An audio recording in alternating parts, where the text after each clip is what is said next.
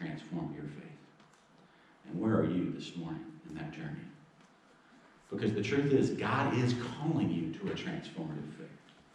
God is calling each and every one of us to be transformed by the renewing of our mind, to become more like Christ. If we know Christ, it is our goal of our life to become more like Him.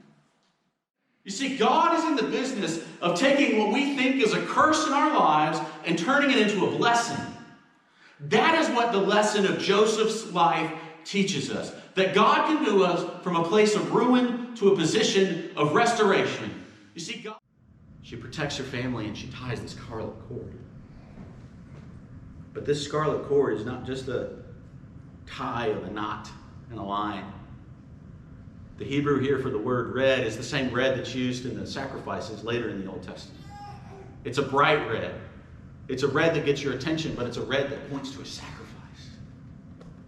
You see, that line ties us all the way to Jesus. It points us to Jesus.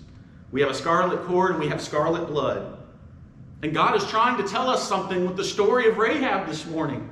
God is telling us that He loves losers, that He loves sinful, messed up, broken, wrong people. In fact, those are the only ones He works with. Those are His favorite.